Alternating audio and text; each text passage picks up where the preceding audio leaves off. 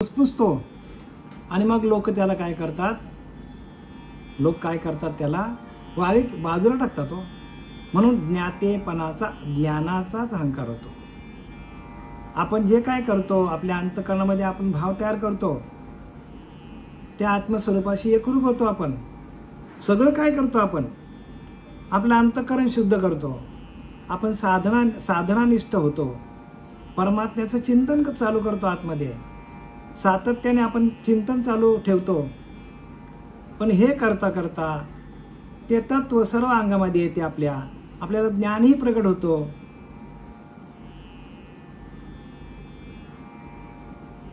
पण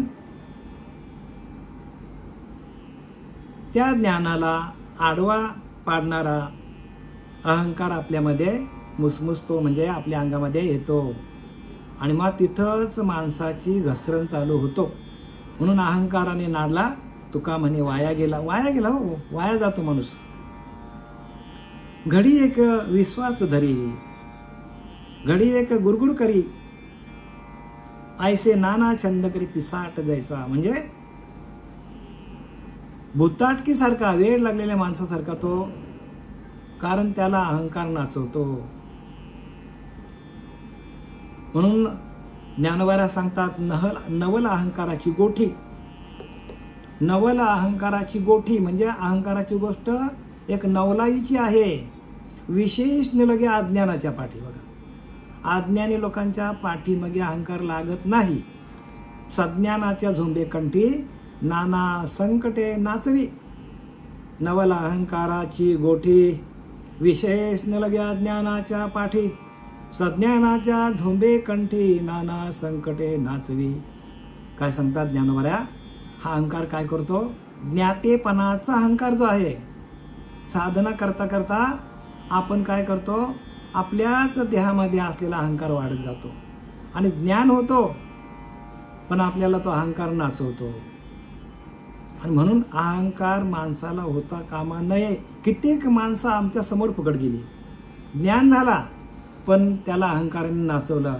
आणि म्हणून ज्ञानोबाराने सांगितलंय, नवल अहंकाराची गोठी. बघा, अज्ञानाच्या मागे लागत नाही तो, पण सज्ञानाच्या झोंबे कंठी नाना संकटे नाचवी. अनेक प्रकारचे संकट येतात त्या ज्ञानी माणसांवर आणि तो आपल्या हाताने ओढून घेतो. बरं का, हे आमच्या डोळ्यासमोरच्या गोष्टी आहेत. हाताने ओढून घेतात संकट माणसं. स्वतःला काहीतरी समजतात ज्ञान झालं की, आमच्यासारखं कोणीच नाही. आणि शेवटीला सर्व लोकांतून खाली उतरत होतो, तरी त्याच्या लक्षात येत नाही. का? तर अहंकाराने नाडला. अहंकाराने त्याला काय केलं? खाऊन टाकलं, त्याला अहंकाराने गिळून टाकला. म्हणून तुकोबर अजून सोप्या भाषेत सांगतात, अहंकार गेला तुका म्हणे देव झाला. बघा, अहंकार होता का म्हणे. बरं का, ज्ञानाचा, साधनेचा अजिबात अहंकार होता कामा नाही. आणि तो होतो ना हो प्रत्येकाला. म्हणून तर ज्ञानोबारांनी असं लिहिलं. आणि आपल्याला समर्थ रामदास पण तेच सांगतात. काय सांगतात आहे का? घडी एक विश्वास धरी, घडी सवेच घडी एक गुरगुरी. गुरगुर करतो, अभिमानाने काय करतो? फुकतो आणि दुसऱ्यावर गुरगुर करतो दुसऱ्यांवर. ऐसे नाना छंद करी पिसाट जैसा. पिसाट हो, पिसाट म्हणजे एखाद्या माणसाला भुताटकी कशी लागलेली असते. आता ह्याला भूत लागलंय, पण कसला लागलाय? कसला लागले भूत याला? तर ब्रह्मज्ञानाचा भूत लागलाय. आणि तो ब्रह्मज्ञानाचा भूत पण माणसाला काय करतो? बसवून देत नाही. बरं का, म्हणून गुरुसेवा सातत्याने व्हायला पाहिजे. जर गुरूंची सेवा आपल्या हातातनं झाली नाही तर मग स्वतःचीच आपली दिशा बोलवते. गुरुवाक्य मन धुतले. काय लिहिलंय? गुरुवाक्य मन धुतले आणि आत्मस्वरूपी घातले हरोनिया. गुरुवाक्य मन धुतले. गुरुच्या वाक्यातून मन धुतलं जातं. मग गुरुने दिलेल्या वाक्यातून जर मन धुतलं जातं, मन स्वच्छ होतं, मन निर्मल होतं, मन पवित्र होतं. मग गुरुची सेवा आपण टाकून देतो, गुरुला विचारत नाही. गुरुला आपण तुच्छ समजतो. का? तर दिलेल्या साधनेतून ब्रह्मज्ञानाची चाहूल लागते. आणि त्या ब्रह्मज्ञानापेक्षा, त्या ब्रह्मसाक्षात्कारापेक्षा ब्रह्मज्ञानाचा माणसाला गर्व होतो, अभिमान होतो. आणि त्या अभिमानाने माणूस काय होतो, एकदम खालच्या पातळीला येतो, जनलोकांतून उठून जातो. म्हणजे लोक पण त्याला विचारत नाही, एवढी परिस्थिती नाजूक होते, एवढा त्याच्याकडे अहंकार चढतो. म्हणून प्रत्येकाने सावध होण्यासाठी शिष्याची लक्षणं दिलेली आहेत, की जी लक्षणं आपल्याला शिष्यपदावरून एकदम खाली आणून टाकेल, लोकांपासून आपल्याला लांब घेऊन जाईल. आणि म्हणून आपल्याला सावध हो बाप्पा, सावध हो सांगितलंय या अहंकारापासून. अहंकारापासून प्रत्येकाने सावध व्हा. घडी एक विश्वास धरी, गुरुवर विश्वास ठेवतो, काय वेळेला काय करतो, सवयची एक गुरगुरी, सवयच घडी गुरगुरी. म्हणजे काय करतो तर गुरुवर काय करतो, गुरुवर तो गुरगुर करतो, म्हणजे तो राग गुरुवर काढतो. आता ज्या गुरुने आपल्याला ज्ञान दिलेलं आहे त्या गुरुच्या वरती जायला बघतो, तो त्या गुरुच्या डोक्यावर हात ठेवून तो वरती जायला बघतो, एवढा त्याचा अभिमान वाढतो, तो गुरुलाच मारायला उठतो. जसं भगवान शंकराने वर दिलं त्या भस्मासुराने मागून घेतलं की ज्याच्या डोक्यावर हात ठेवेन त्याचं भस्म व्हायला पाहिजे. वर दिल्या बाबा तथास्तु म्हटल्या पहिल्यांदा शंकराच्याच मागे लागला. का तर शंकरालाच पहिला संपवायचं, मग जगामध्ये मीच मोठा शंकर गेला की, असं कोणाला वाटलं, भस्मासुराला वाटलं. तसं शिष्याला वाटतं, शिष्याला हेच वाटतं बरं का, की गुरुने आपल्याला ज्ञान दिलंय, आता गुरुलाच संपून टाकायचं ना आपणच गुरु व्हायचं. बघा कृतायुगातलं ज्ञान कलियुगामध्ये पण तेच, वेगळं फरक काय पडत नाही बरं का, ज्ञानामध्ये फरक पडत नाही. तेच ज्ञान जे कृतायुगामध्ये भगवान शंकराचा भस्म करायला निघालेला भस्मासूर तयार कोणी केला, शंकराने तयार केला. आणि शंकराच्या मागे लागलो. तसं गुरुच्या मागे लागतात. गुरु कधी संपतो हे त्यांना सांगायचं, गुरुच्या डोक्यावर हात ठेवायला निघतो.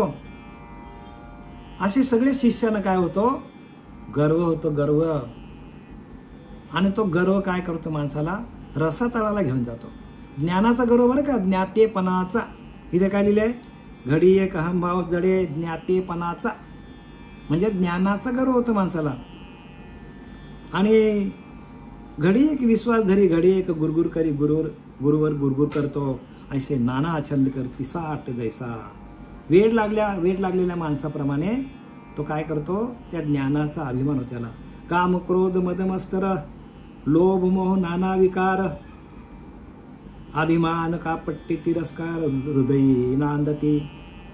काय सांगतात बघा समर्थ, काय सांगतात की काम क्रोध मद मत्सर सगळे विषय त्याच्या पिंडामध्ये आहेत.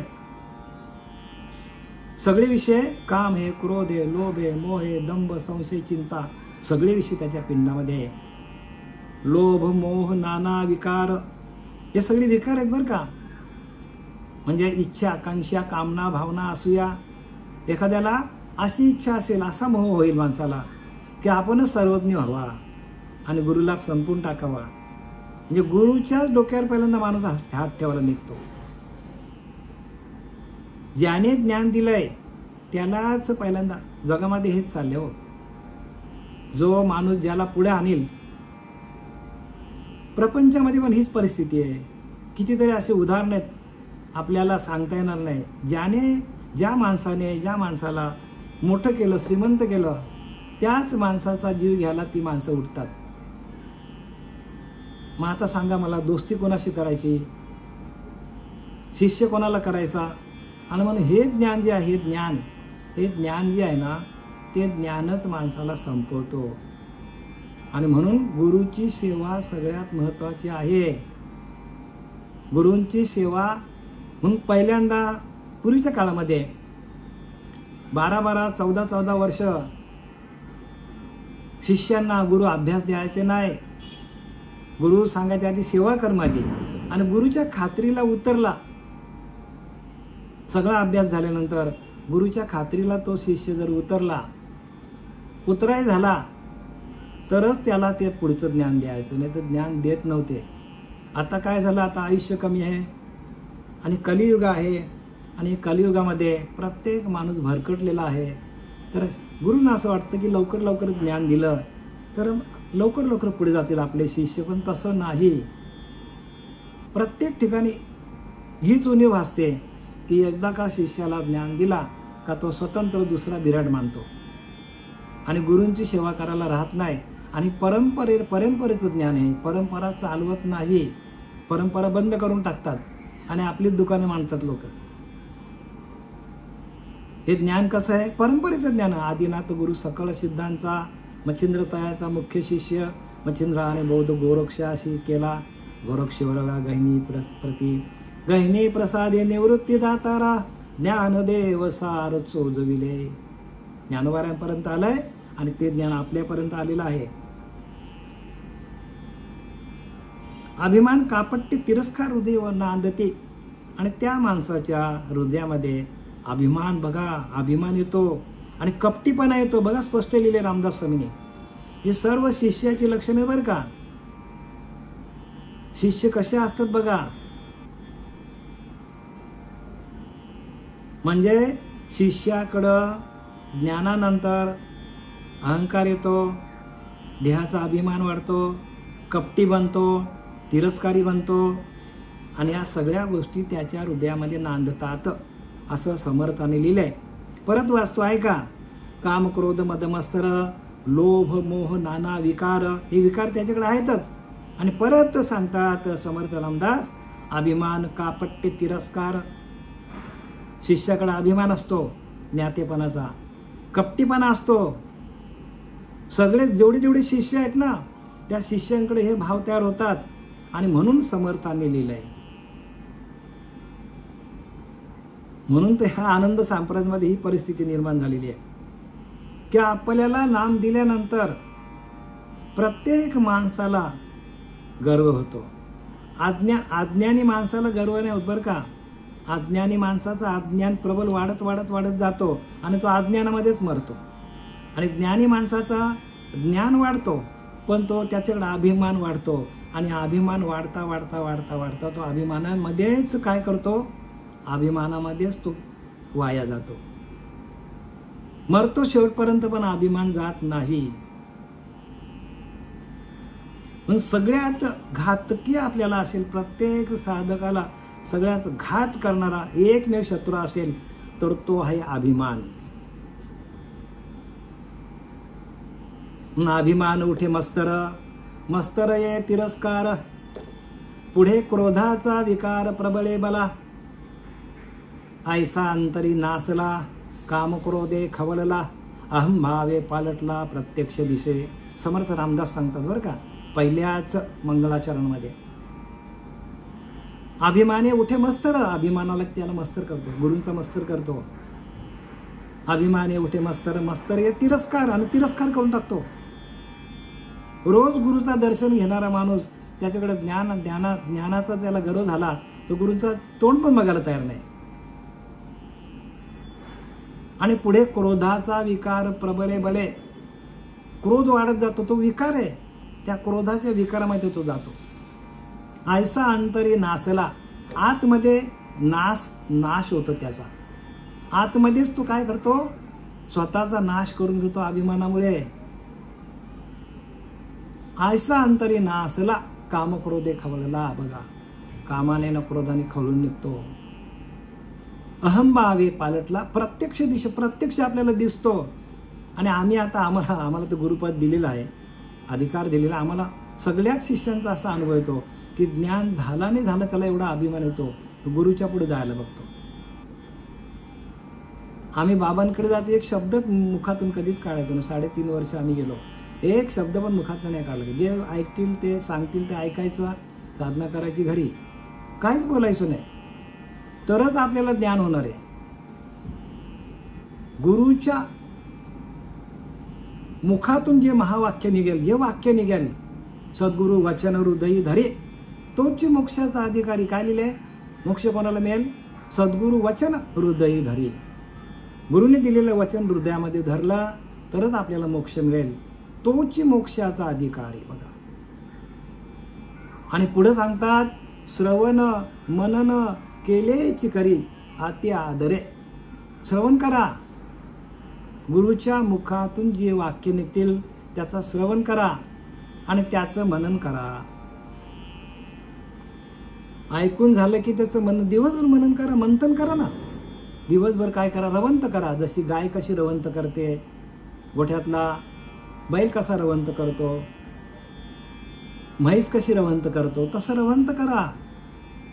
जे काय आपल्याला ज्ञान सांगितलं जातं सद्गुरु कृपेने ते आपल्याला त्याचं रवंत करा,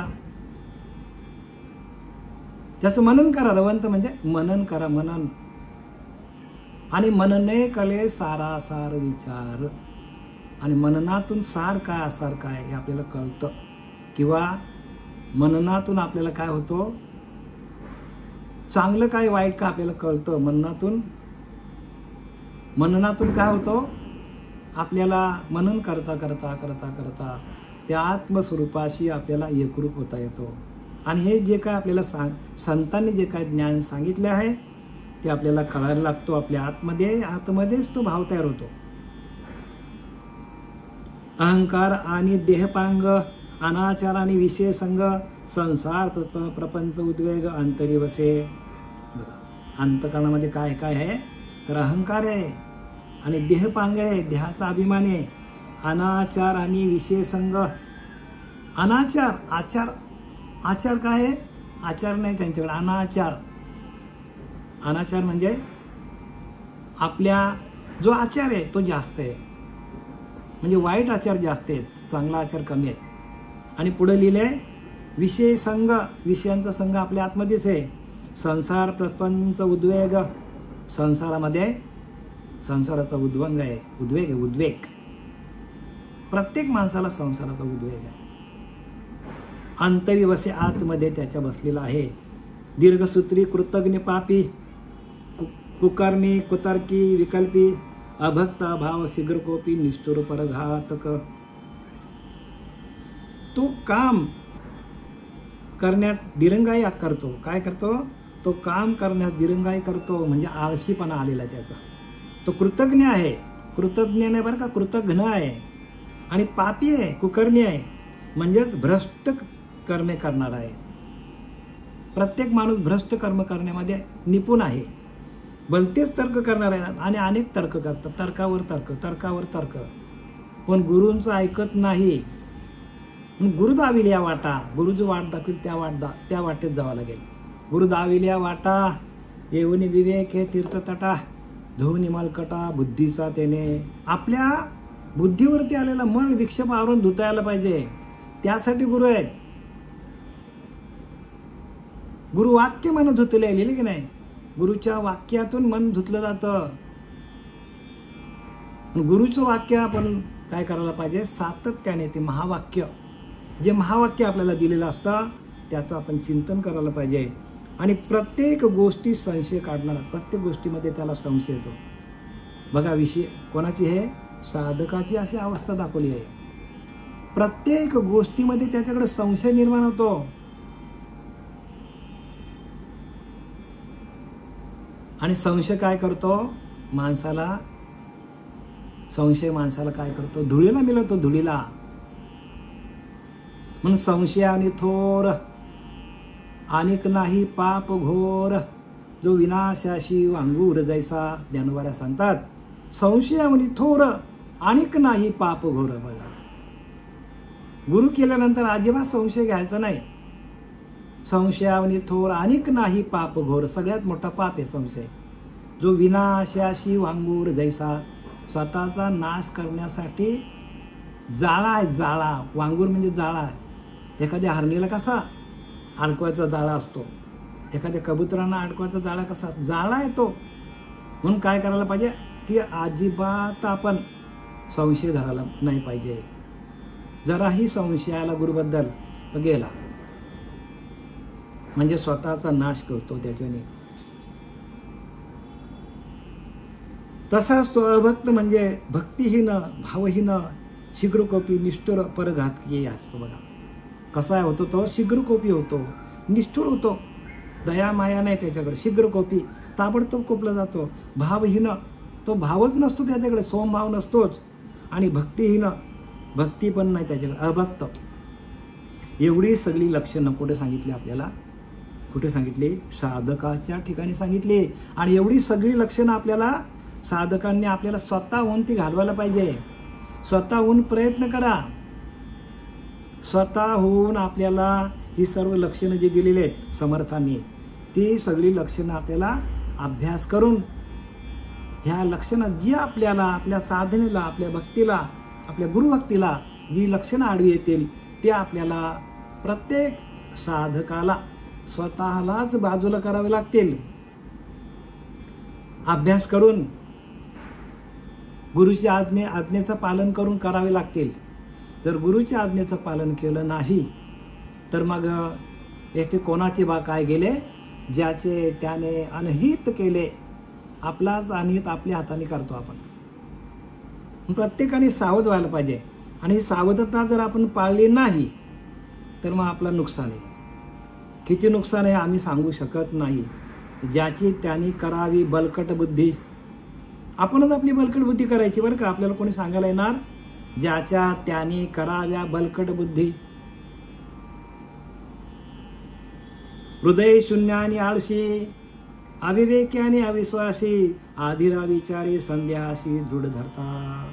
आता पुढे काय सांगतात की हृदय शून्य म्हणजे दुसऱ्याच्या सुखदुःखाची जाणीव नसणारा. बघा काय दाखवले, जैसे सुखदुःख दुसऱ्याच्या ठाई, जैसे सुखदुःख आपल्या ठाई, तैसे सुखदुःख दुसऱ्याच्या ठाई. पाही तरी तू ठाईच ठाई निवस, तरी तू ठाईच ठाई निवसील पार्था.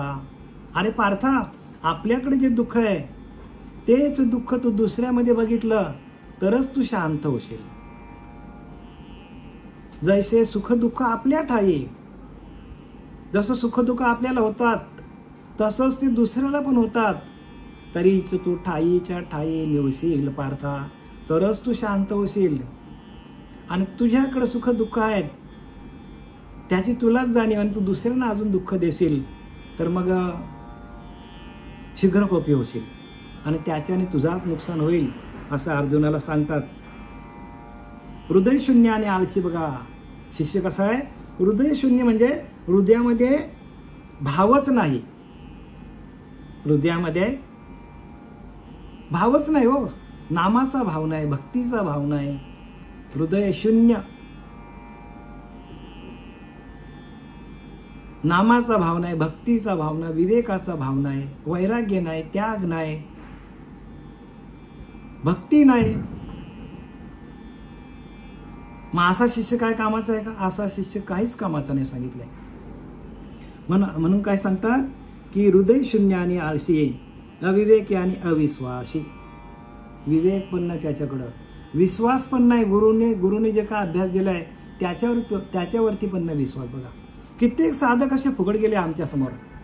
मी अधिकारी माणूस आहे तुम्हाला सांगतो. कित्येक शिष्य सगळेच्या सगळे फुकट जातात. एखादाच. म्हणून भगवंताने फक्त 2च शिष्य केले. कितीतरी प्रजा होती त्यावेळेला. सैन्य किती 18 अक्षनी सैन्य होते विचार करा कौरव पांडवांचे. पण त्यातले 2च शिष्य केले. एक अर्जुनाला केला आणि उद्धवाला केला बस. का? भगवंताला माहित होतं की ह्यांना आपण हे नाम दिलं तर ह्यांना अजून गर्व चढेल.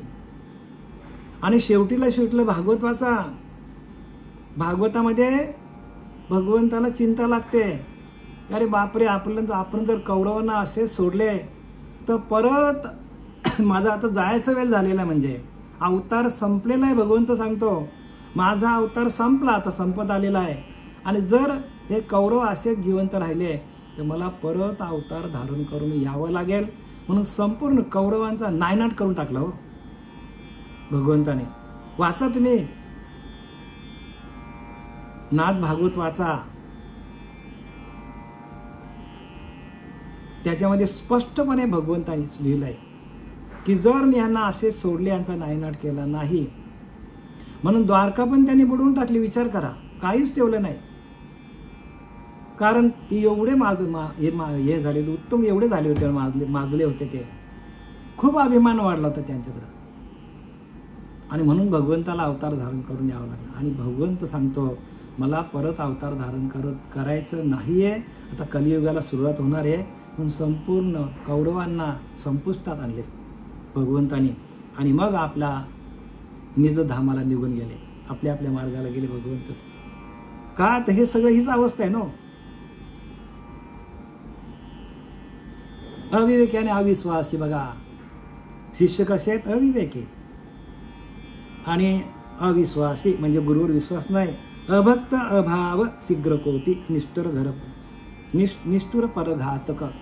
अभक्त भक्ती पण नाही, भाव पण नाही त्यांच्याकडं, आणि कोपिष्ट असतात, आणि निष्ठुर म्हणजे दयामाया नाही, आणि परघातक आणि काय करतात, घात करतात. तो गुरुचा घात करायला वेळ लावत नाही. जो आपल्याला मोठा करतो, जो आपल्याला ज्ञान देतो त्याचाच घात करायला निघतात. असे शिष्य असतात बरं का. हे आम्ही नाही लिहिलं बरं का, हे समर्थांनी लिहिले, रामदास स्वामींनी. आणि हे खरं आहे, कारण संतांची वचनं आहेत ना ती जशीच्या तशी आहेत. म्हणून प्रत्येकाने सावध व्हा. सावध कशापासून व्हा की दिलेली उपासना आपण योग्य पद्धतीने करता करता आपल्यामध्ये अहंकाराचं प्राबल्य वाढलेलं आहे का आपण चेक करा. जेवढी नम्रता येईल आपल्याकडे. म्हणून नम्र झाले भूता तेने कोंडिले अनंता. काय लिहिले, नम्र व्हा हो, नम्र व्हायला पाहिजे आपण. नम्र झाले भूता तेने कोंडिले अनंता. अनंताला त्या देवाला जर आपल्याला हृदयस्थ करायचं असेल तर आपल्याला नम्र व्हायला पाहिजे. म्हणून अखंड अगरवता असती यांची विनय हीच संपत्ती. ते जय जय मात्र अर्पिती माझ्याच ठाई.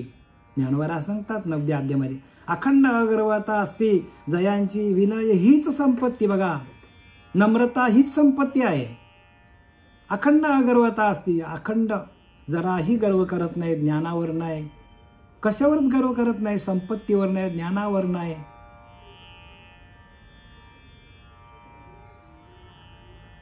जयांची विनय हीच संपत्ती. विनय म्हणजे नम्रता हीच शिष्यांना काय सांगितलंय की शिष्यांकडं नम्रता हीच त्यांची संपत्ती आहे. ज्ञान असो नसो, ज्ञानाला कोण विचारतो. अर्जुनाला ज्ञान का सांगितला, अर्जुन कसा होता तर विनयशील होता हो. अगर्वता होता म्हणजे त्याच्याकडे कोणताच गर्व नव्हता. आणि म्हणून अर्जुनाला हे ज्ञान दिलं.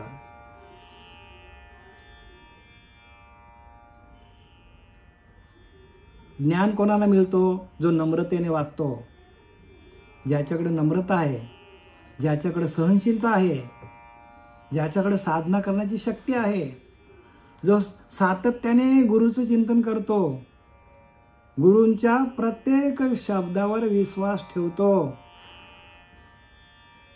त्याला ज्ञान होतो. म्हणून विश्वासता निरूपणी मोक्ष लागे तक्षणी. त्याच क्षणाला मोक्ष. मोक्ष कधी आहे, निरूपणावर विश्वास ठेवला पाहिजे. जे निरूपण तुम्हाला सांगितलं जातं त्या प्रत्येक शब्दावर विश्वास ठेवला पाहिजे. सावध साक्षेपी आणि परमदक्ष तयाशी तात्कालची मोक्ष. इतरांसह लक्षिले न वचे. रामदास स्वामी सांगतात सावध व्हा, साक्षेपी व्हा, परमदक्ष व्हा, आणि त्याशी तात्काळ ताबडतोब मोक्ष आहे हो. आपल्या निरूपणावर, गुरूंच्या निरूपणावर आपला विश्वास असला पाहिजे. कारण हे आम्ही आमच्या पद्धतीचं सांगत नाही बरं का. हे जे काय ग्रंथांमध्ये जे काय लिहिलेलं आहे, संतांनी जे काय लिहिलेलं आहे याच्यामध्ये प्रत्येक जड जीवाची आत्मोन्नती, आत्मकल्याण व्हावा ह्याच्यासाठी हे ज्ञान आहे. आणि ते आम्ही तुम्हाला काय करतो, त्याचं स्पष्टीकरण आम्ही सांगतो. आणि त्या स्पष्टीकरण सांगता सांगता आम्हालाही अनुभूती येते आणि तुम्हालाही तशीच अनुभूती येणार. पाठी येणे महर्षी आले, साधकाचे सिद्ध झाले, ब्रह्मविद थोरावले येण्याची पंथे. ज्ञानोबा सांगतात पाठी येणे महर्षी आले, साधकाचे सिद्ध झाले. याच्या अगोदर जे जे ऋषीमुनी आले ते पहिल्यांदा साधक होते. ते जाऊ द्या, प्रत्यक्ष ज्याला आपण राम म्हणतो तो राम पण कोणाचा साधक होता? वशिष्ठ मुनींचा साधक होता, तुमच्या आमच्यासारखा. ज्याला आपण कृष्ण परमात्मा समजतो तो संदीपन ऋषींचा शिष्य होता. पाठी येणे महर्षी आले, साधकाचे सिद्ध झाले. साधक होता होता होता साधना करता करता सिद्ध झाले. ब्रह्मविद थोरावले येण्याची पंथे. ब्रह्मविद थोरावले म्हणजे ब्रह्माशी एकरूप झाले आणि मोठे झाले म्हणजे ज्ञानी झाले, आत्मज्ञानी झाले. येण्याची पंथे याच पद्धतीमध्ये. म्हणून गुरु शिष्याचा संवाद पाहिजे हो. ग्रंथानाम दासबोध, गुरु शिष्याचा संवाद. येथच बोलिला विशद भक्ती मार्ग. भक्ती मार्ग विशद आहे, व्यापक आहे. पण ग्रंथानाम दासबोध, गुरु शिष्याचा संवाद. गुरु आणि शिष्याचा संवाद व्हायला पाहिजे. संवादातून हे ज्ञान प्राप्त होतं. ज्ञान कशातून प्राप्त होतं? संवादातून ज्ञान प्राप्त होतो. जर संवादच नसेल तर, संवाद नसेल तर ज्ञान कसं प्राप्त होईल? आणि म्हणून गुरु शिष्याचा संवाद. येथच बोलिला विशद भक्ती मार्ग. तुम्ही ज्ञानोबा सांगतात, तुम्ही वैकुंठी नसे, एक वेळ भानुबिंब न दिसे, पर योगियांच्या मानसी उमरडवणी जाये. तयापाशी पांडवा मी हरपलो माझा गिवसवा, जेत नाम घोष वरवा करती माझा. कैसे माझ्या गुन्हे झाले देश काला ते विसरले, कीर्तने सुखे सुखी झाले आपण पची. आपल्याच कीर्तनामध्ये माणूस सुखी होतो. आपल्या आतमध्ये असलेल्या नाभीच्या ठिकाणी असलेला जो कीर्तन आहे आपला, त्या कीर्तनातूनच माणूस काय होतो? शुद्ध होतो. तिथूनच ज्ञान प्रगट होतो. मूलाधार चक्रातून जेव्हा आपल्या जे चैतन्य बाहेर पडतो ते आपल्या ब्रह्मरंध्रात जाऊन स्थिर होतो आणि मग माणसाला ज्ञान होतो. बाकी असं ज्ञान वाचून ज्ञान होत नाही बरं का, ऐकून पण ज्ञान होत नाही. साधना करायला पाहिजे. साधना केल्याशिवाय ज्ञान प्राप्त होत नाही. आणि म्हणून बीज पेरिले आणि उगवले, निगे विन वाया गेले, साधन विन तैसे झाले साधकाशी. बीज पेरिले आणि उगवले, बीज पेरला उगवला हो, परंतु निगे विन वाया गेले, निगाच ठेवली ना आपण. आजूबाजूला रोपटं लावलं आपण भाताचं गव्हाचं, पण आजूबाजूला गवत वाढतच गेलं आणि त्या पिकापेक्षा गवतच मोठं झालं. आता मला सांगा, साधने विन तैसे झाले साधकाशी. साधना केलीच नाही. हरिनामाचं आपण रोपटं लावलं आणि त्याला आपण खत पाणीच घातलं नाही. त्याला आपण उपदेश घेतला नाही गुरूंचा. गुरु शिष्याचा संवादच केला नाही. तर आजूबाजूचा गवत वाढतो, आजूबाजूचे विषय वाढले आणि हरिनामाचा रोपटा सुकत गेला. काय काय लोकांमध्ये दिसतच नाही आता. सगळे विषयच त्यांच्या घेतला, नाम घेतला त्यांनी, पण त्याला खतपाणी घातलं नाही. गुरुचा संवाद हा खतपाणी आहे, ध्यान हा खतपाणी आहे, वैराग्य खतपाणी आहे. या सगळ्या गोष्टी, भक्ती, ज्ञान आणि वैराग्य, या तिन्ही गोष्टी आपल्याला एकाच वेळेला जमल्या पाहिजे. एकाच वेळेला तरच आपल्याला ते ज्ञान प्राप्त होईल.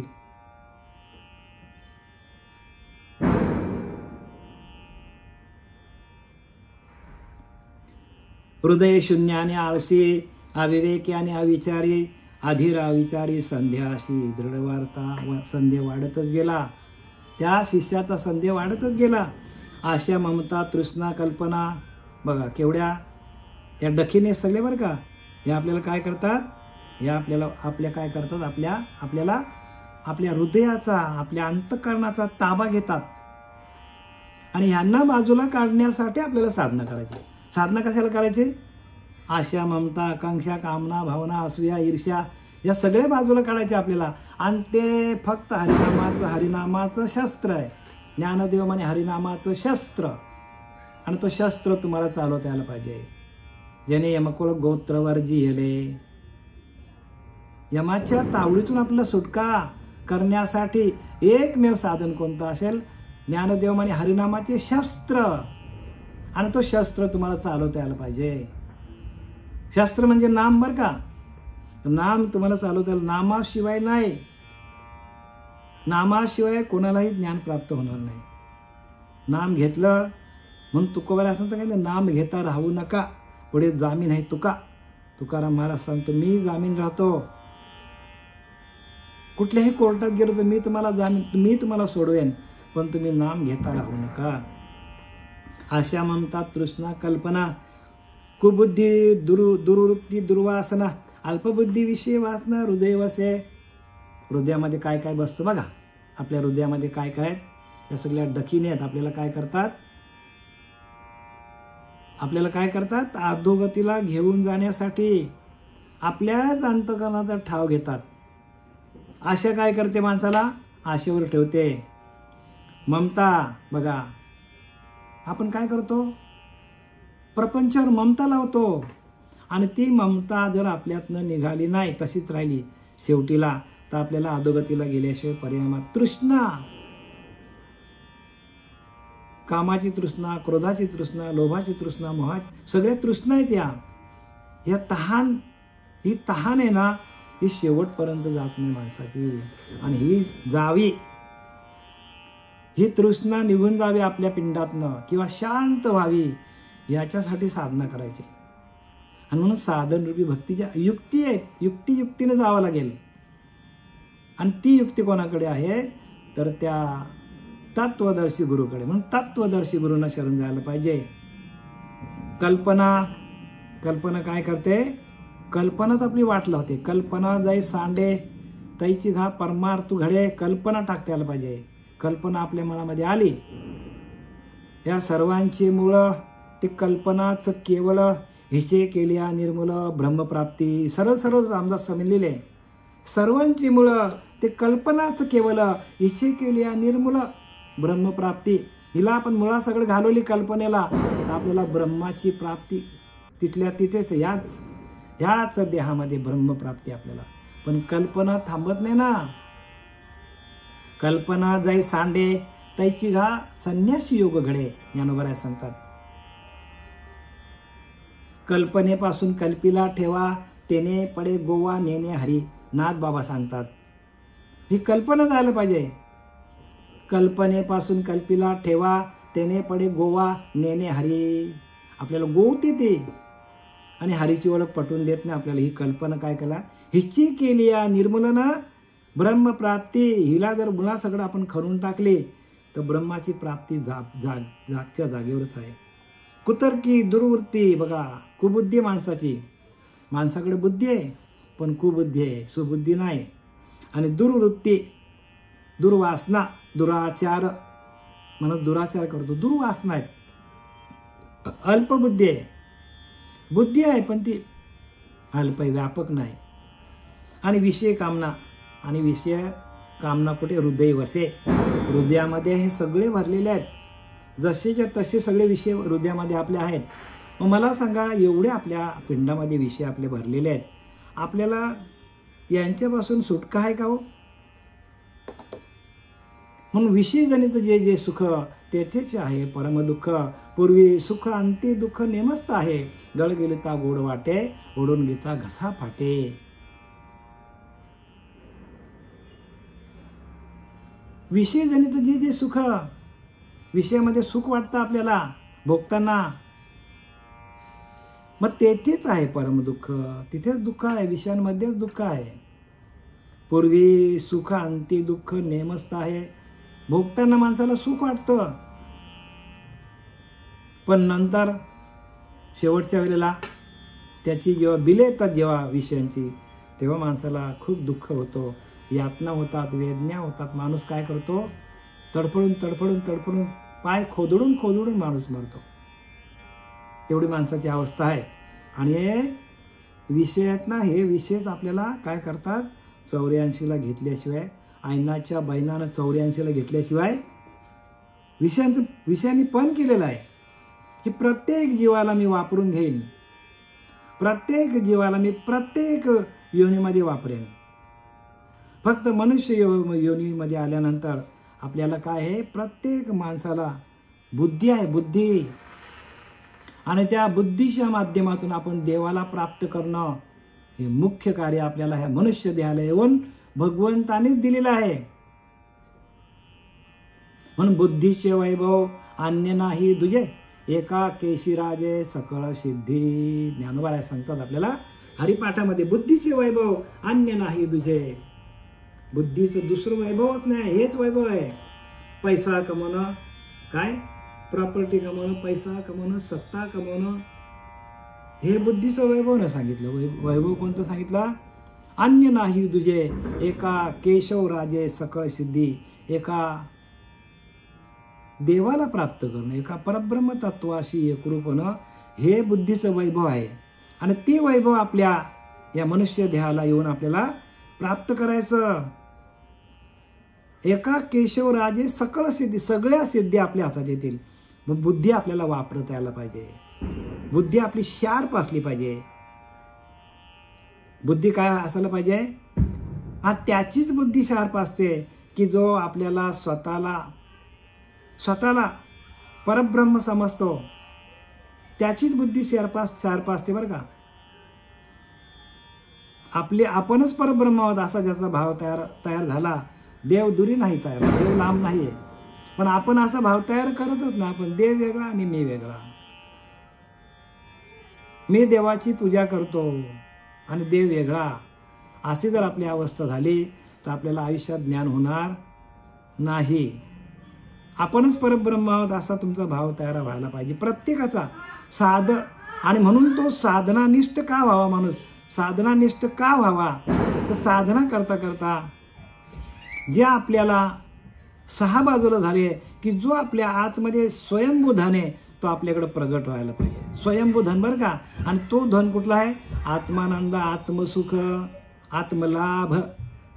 आत्मलाभासारखे गोमटे काहीच न देखे, भोगविषय हरके जण. ज्ञानोबा सांगतात 12 गद्यामध्ये, आत्मलाभासारखे गोमटे काहीच न देखे, भोगविषय हरके जण. भोगांचा जो विषय आहे, भोगांचा जो आपल्याला, भोगापासून आपल्याला जे काही सुख मिळतो त्याच्या कित्येक पट्टीनं आपल्याला आत्मसुखामध्ये, आत्म्याशी एकरूप झाल्याने आपल्याला सुख मिळतो. आत्मलाभासारखे गोमटे काहीच न देखे. बघा, आत्मलाभ सगळ्यात मोठा सुख आहे आणि तो आपल्याला प्राप्त करायचा. आणि तो एकदा प्राप्त झाला की विषय आपोआपच बाजूला होतात, आपोआपच बरं का, काही करावं लागत नाही, आपोआपच बाजूला होतात. आणि त्याच्यासाठी साधनानिष्ठ आपण असलं पाहिजे. म्हणून इथं काय सांगतात समर्थ, काय सांगतात, ईशना असूया तिरस्कारे, निंदेशी प्रवर्ते आदरे, देहाभिमाने हुंबरे जानपणे. आता बघ शेवटीला काय सांगतात की शेवटीला जात काय सांगतात बघा, 84 काय सांगते की मस्तराने भरलेला असतो आणि तिरस्काराने तो दुसऱ्याची निंदा करतो. माणूस काय करतो, मस्तरामध्ये आतमध्ये त्याचा अंतःकरण भरल्यामुळे दुसऱ्याचा तिरस्कार करतो, मनापासून तिरस्कार करतो आणि ज्ञानाच्या व देहाच्या अभिमानाने तो उर्मटपणे वागतो. ज्ञानाचा अभिमान, देहाचा अभिमान, त्याच्यामुळे मनुष्य समोरच्या माणसाची उर्मटपणाने वागतो. आपल्या आता संप्रदायामध्ये काय चाललं, आनंद संप्रदायामध्ये हेच तर चाललं ना, कुरघोडी चाललेली आहे ना, हेच तर समर्थाने लिहिलं इथे. प्रत्येक संप्रदायामध्ये हेच चाललेलं. आता प्रत्येक संप्रदायामध्ये हेच लिहिलं. काय लिहिलंय की ज्ञानाचा आणि देहाचा अभिमान होतो आणि तो उर्मटपणे वागतो, कोणाला तोडून बोलतो, कोणावर भडकतो, कोणाची सगळी खेर ठेवत नाही, काहीच काढून टाकतो. त्याच्या हातात व्यासपीठ दिला की तो सगळ्यांना काय करतो, सगळ्यांना तासत बसतो. तसं नाही व्हायला पाहिजे. का कारण सर्व घटीराम देहादेह एक सांगितले, सगळीकडे तोच परमात्मा भरलेला आहे. मग आपल्याला ज्ञातेपणाचा अभिमान का व्हावा? आणि ज्ञातेपणाच्या अभिमानातूनच माणसाचं नुकसान होतं. वर वर्णन केलेले देहबुद्धीचे सगळे दुर्गुण नालायक शिष्याच्या ठिकाणी आढळतात. बघा काय लिहिले समर्थ रामदास सांगतात, हे सगळे दुर्गुण आहेत, तो नालायक ज्याची लायकी नाही असा शिष्याच्या ठिकाणी आढळतात.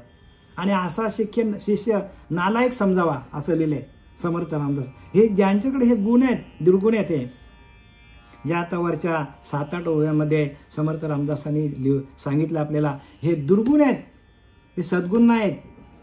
आणि हे सगळे दुर्गुण नालायक शिष्याच्या ठिकाणी असतात, म्हणजे ज्या शिष्याची लायकी नाही अशा ठिकाणी असतात. आणि म्हणून आपल्या प्रत्येकाकडे असे गुण असतील तर ते आपण ताबडतोब बाजूला टाकायला पाहिजे आणि आपण सावध व्हायला पाहिजे, सावध व्हायला पाहिजे बघा. आणि सावध जर आपण झालो नाही, सावध का व्हायचं माहिती का? सावधचा अर्थ लक्षात घ्या. सावध काय की 6 वध करणं म्हणजे सावध. 6 काम, क्रोध, लोभ, मद, मत्सर हे 6 आहेत.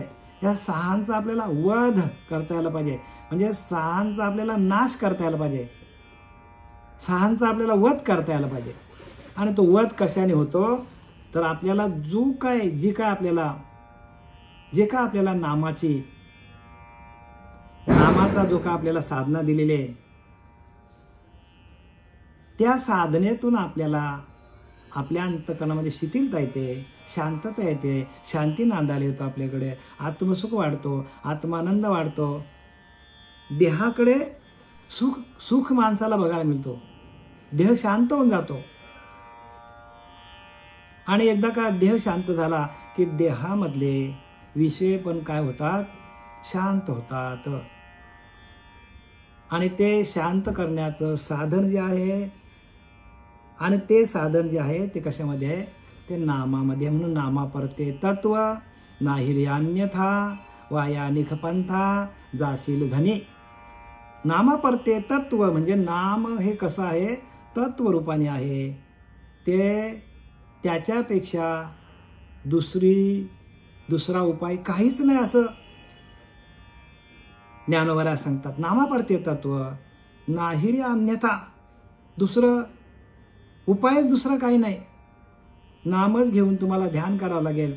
ध्यानाच्या माध्यमातून आपल्याला काय करावं लागेल? आसनाची या गाडिका आम्ही जो अभ्यास सांगितला निका, त्याने होईल तरी होय का. इंद्रिय दमन म्हणजे एका ठिकाणी काय लिहिलंय? आसनाची या गाडिका आम्ही जो मार्ग सांगितला निका, त्याने होईल तरी होय का. निरोधया म्हणजे काय? म्हणजे इंद्रिय दमन. निरोधया म्हणजे इंद्रिय दमन, म्हणजे इंद्रिय दमन तुम्हाला करता येतील. इंद्रिय आपली सुटल्यात, बाह्य अंगाने सगळीकडे सुटल्यात. काम वासना, क्रोध, लोभ, मोह, मद, मत्सर, दंभ, संशय, चिंता. आणि हे सगळे आपण आपल्या श्रीपाद बाबांनी, रामदास बाबांनी, पांडुरंग दिवेकर बाबांनी, शरद बाबांनी आपल्याला जी काय उपासना दिलेली आहे, त्या उपासनेच्या माध्यमातून आपल्याला काय करता येतो? आपल्या एका आत्मतत्वाकडं, एका आत्मस्वरूपाकडं, एका आत्मानंदाकडं आपल्याला येता येतो, आत्मस्वरूपाकडे. आणि तिथं आल्यानंतर मग आपल्याला सर्व इंद्रिय तिथे येतात एका आत्मस्वरूपाच्या ठिकाणी. आणि आत्मस्वरूपाच्या ठिकाणी आपल्याला आनंद मिळतो आणि आपल्याला आपला सच्चिदानंद स्वरूप आपल्याला प्रगट होतो. आणि एकदा का सच्चिदानंद स्वरूप आपला प्रगट झाला, आपल्याला अनुभवाला आला, तर आपले विषय आपल्याला आपोआपच काम करू निमालेच ठाई झाली आनंदाची सृष्टी. तुकोबाऱ्या सांगतात, काय सांगतात? पिकिली असेंदे कडूपणे गेले तैसे आम्हा केले पांडुरंग. का आठव गेले झाला भाव, आठव गेले झाला भाव, झाला स्वयंमेव पांडुरंग. म्हणजे स्वतः पांडुरंग परमात्माच होतो माणूस. अर्जुना तुम्हीच होशी, अर्जुना तुम्हीच होशी. म्हणजे साधक कसा होतो? देवासारखा होतो. काम क्रोध निमालेच ठाई झाले आनंदाचे स्वरूप. म्हणजे काम क्रोध शांत होतात आणि सच्चिदानंद स्वरूपाची आपली भेट होतो. एवढ्यासाठी हा आपल्याला समास लिहिल्या दशक 5वा मंत्रांचा समास 3रा शिष्य लक्षण नाम. आणि हे सगळं काय जे आपल्याला सांगितलं समर्थांनी, प्रत्येक संतांनी हेच सांगितलं आहे, वेगळं काही सांगितलं नाही. फक्त आपली उपासना, आपला ध्यान कमी पडतो, आपली गुरुभक्ती कमी पडतो, आपली साधना कमी पडतो, आपलं वैराग्य कमी पडतो, आपली भक्ती कमी पडतो. या सगळ्या गोष्टी आपल्याला देहाच्या निरसने पाविजेच्या ठाया माझी ऐशी काया जो नव्हे. जोपर्यंत आपली काया अशी होत नाही, देहाचा निराश होत नाही, देहाचा पूर्णपणे विसर पडल्यानंतर आपल्याला आत्मानंद मिळतो आणि त्या आत्मानंदातून आपल्याला सगळ्या विषयांना बाजूला करता येतो. म्हणून प्रत्येकाने साधना भरपूर करा. सकाळी ब्रह्ममुहूर्तावर उठा, ध्यान करा. ध्यानाच्या माध्यमातून जे ज्ञान होईल ते तुम्हाला जगामध्ये कुठेच मिळणार नाही. कारण तुझं आहे तुझं पाशी, परंतु जागा चुकलाशी. आज सगळं सुख आपल्याजवळच आहे, ध्यान आपल्याजवळ, ज्ञान आपल्याजवळ, देव आपल्याजवळ, आत्मसुख आपल्याजवळ, सगळं आपल्याजवळ आहे. पण आपण ती जागा चुकलोय.